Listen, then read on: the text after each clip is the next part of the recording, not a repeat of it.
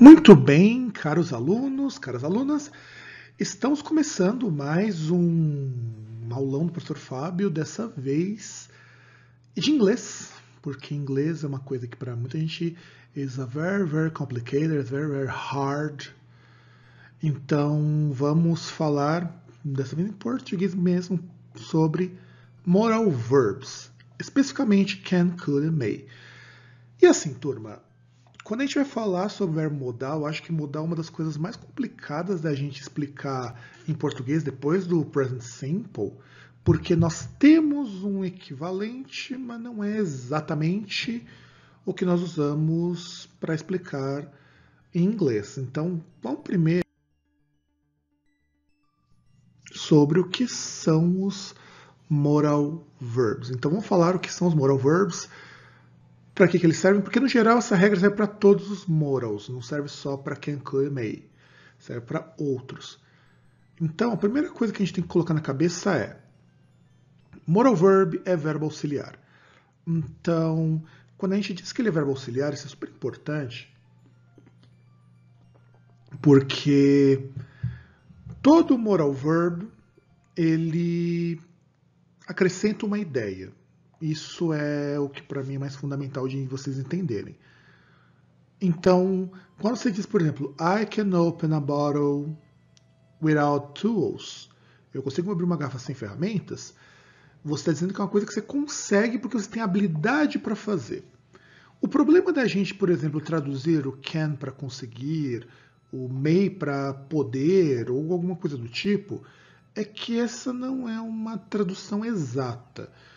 Em português, você pode fazer alguma coisa porque você tem a habilidade para isso, porque você tem permissão, porque você é muito bom também, pode ser isso, ou simplesmente porque você está oferecendo alguma coisa. Isso eu vou falar um pouquinho depois sobre os requests. Então, modal verb, ele na prática acrescenta uma ideia ao verbo que está na frente. Então, por isso você não tem uma forma infinitiva, isso é importantíssimo. Então, quando você tem o can, quando você tem o could, tem o may, o should, would, will, shall, e todos os outros, nenhum deles tem o to. Segundo, ele não tem significado sozinho. Mas ele pergunta, professor, eu posso falar, por exemplo, assim, quando alguém me pergunta, can you open the door, please? Você pode abrir a porta? Eu falei, yes, I can. Mas você só pode fazer isso porque a resposta à pergunta e porque está implícito que yes, I can open it. Tá? Então, verbo modal sozinho não significa nada. Vamos colocar isso na cabeça. A não ser que você tenha um contexto que deixe um verbo subentendido ali. Em segundo lugar, eles mudam de função eventualmente. Então, eles podem significar mais de uma coisa. Isso atrapalha muito o rolê. Então, hoje a gente vai trabalhar especificamente com habilidade, permissão e sugestão. Ability, request, permission, no caso. Ability, permission, request, que no caso seria sugestão, ou mesmo offer. Então, não é muita coisa, para falar a verdade. Então, vamos ver como que funciona isso.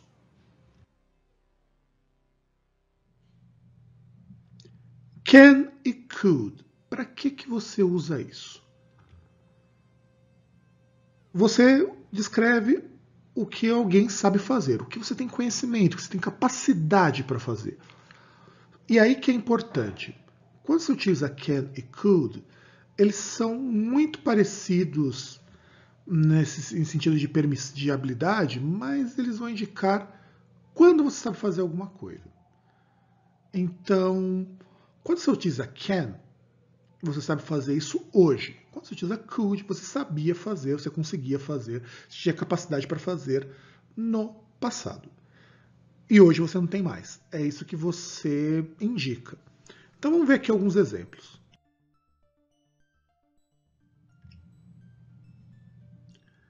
She can speak French. Ela sabe falar francês. Então você nunca vai ler assim, she can speak French, she can speak German, she can speak English, for sure. Dizendo, ela pode falar, ela consegue falar. Até consegue você até pode colocar, mas conseguir Em inglês a gente utiliza outros verbos com esse significado. Inclusive o can pode ser esse verbo também, dependendo da situação. Então, she can speak French. You can play piano, for example. Você sabe tocar piano ou keyboard. Vamos ver aqui um outro exemplo. Mike can play acoustic guitar, harmonica, drums, violin and keyboard. Então, Mike sabe tocar violão, gaita, bateria, violino e teclado. Então, quando a gente fala disso, eu estou falando que ele tem habilidade para tal. Então, ele consegue tocar tudo isso. But I think that shouldn't try them all at the same time. Isso é verdade. Ele não devia tentar tudo isso aqui junto, porque não dá muito certo.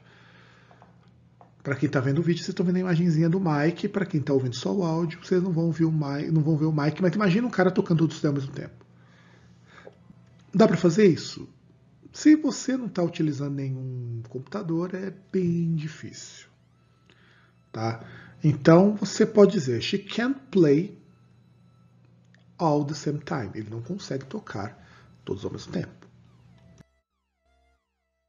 Para um outro exemplo, dessa vez usando o could. When I was younger, I could climb walls very well. Quando eu era mais novo, conseguia escalar paredes muito bem. E agora nós vamos pegar aqui uma coisa que talvez ajude um pouquinho vocês com o could. Could são habilidades que eu tinha no passado. Normalmente é seguido, vou até destacar aqui para vocês, quando a gente tem isso aqui, ó. When I was younger. Normalmente, quando você tem algo desse tipo, você tem uma indicação de quando você era capaz de fazer isso. When vai me indicar isso. É sempre que isso vai aparecer? Não. Mas costuma aparecer para você contextualizar quando que você conseguia fazer isso. Então, o importante aqui para vocês é entender que can eu sei fazer hoje, could eu não sei fazer hoje porque hoje eu não tenho habilidade, não tenho capacidade, não tenho condições de fazer isso, mas no passado eu podia. Então eu conseguia.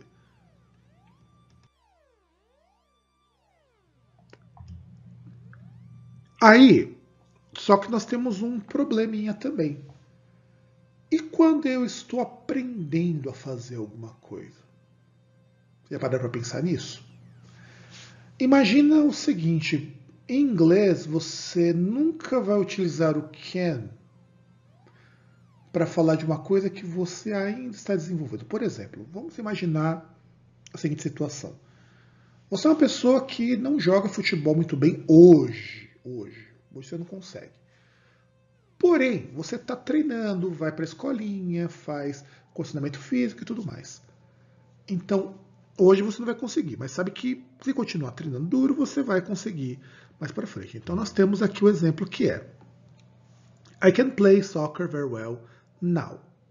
Então, quer dizer, eu não sei jogar futebol muito bem. Hoje eu não tenho capacidade para isso. But I'm training and soon I'll be able to play as a professional.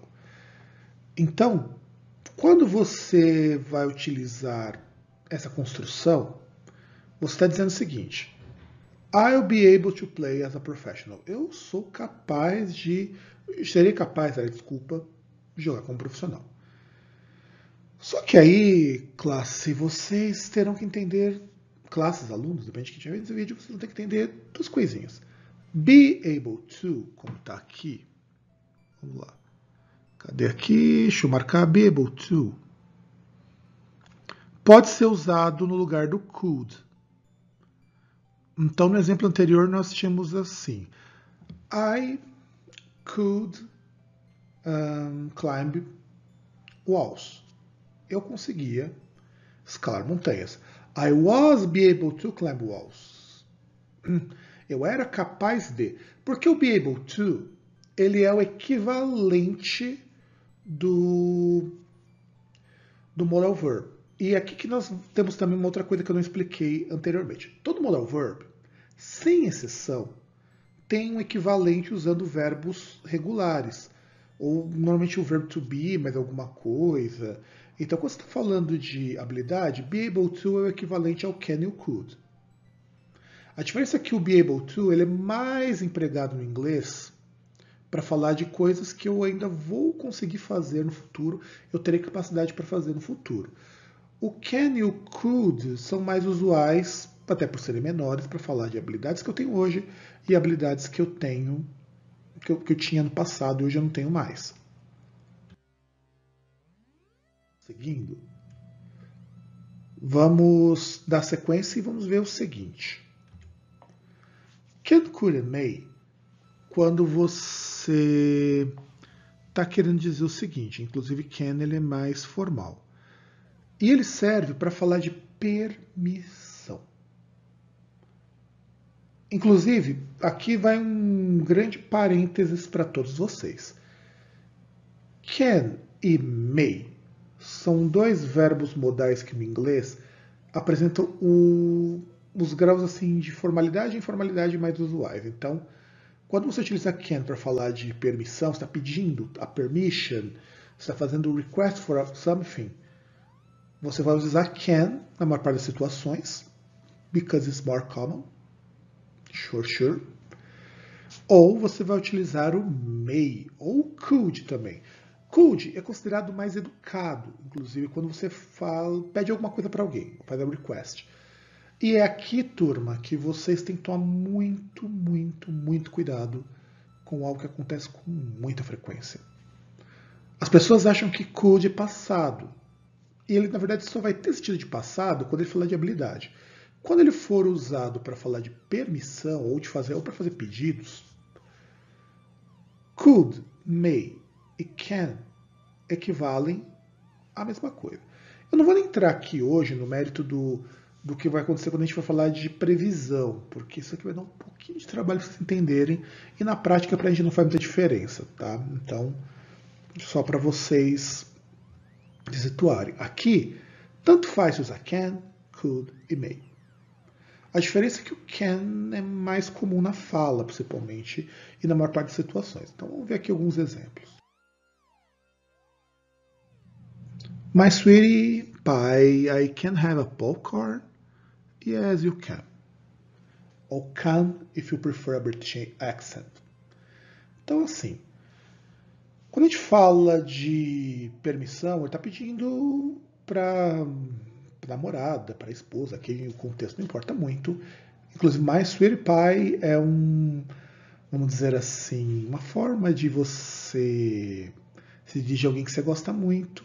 Talvez algum dia eu fale em inglês algumas palavrinhas que você pode utilizar para se dirigir ao amado ou à amada, que em inglês são maravilhosas. Então, can I have some popcorn? Quer dizer, eu posso pegar um pouquinho de pipoca e yes you can. Na verdade, yes you can não é tão comum. Just yes is enough for this, ok? Você só precisa do yes para indicar isso, mas para efeitos aqui de estudo, coloque yes you can, yes, you can do it, também é uma coisa bastante recorrente.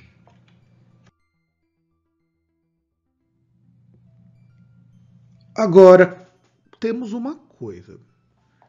Você nunca utiliza could nessa situação. Então, por exemplo, você quer oferecer algo para alguém, quer oferecer ajuda, oferecer uma bebida, oferecer um apoio, você nunca utiliza could. Só vai usar may ou vai usar can. Lembrando, may é um pouquinho mais formal, can é informal. Mas tanto faz como você utilizar. Só que os britânicos, os ingleses principalmente, eles fazem de uma forma um pouquinho diferente isso. Eles utilizam shall. Vocês devem ter aprendido em algum momento que shall é o equivalente de will. E ele de fato é o equivalente de will. Inclusive ele é usado mais para a primeira pessoa do singular, ou substituindo o will E também serve, no caso, em algumas situações em inglês, para você indicar um pouco mais de certeza sobre o que vai acontecer. Porém, shall aqui, e só shall, o eu não pode ser usado nesse contexto. Ele serve para você dizer que o que você está apresentando é uma boa ideia. O americano ele já utiliza o can e o may com o mesmo intuito. Então, dependendo muito de qual lado você quiser ir, o americano vai preferir muito menos o shall. Aliás, o americano quase não usa shall. Quem usa mais é britânico, principalmente inglês. Porque para eles é mais tradicional. É que nem vocês pensarem o seguinte: o português do Brasil não utiliza muito a colocação pronominal adequada quando você diz, por exemplo, me dá um copo d'água. Em português de Portugal você fala, dê-me um copo d'água. E é super normal. Então, essas construções que são consideradas mais antigas, no inglês britânico você vai ter uma preponderância maior.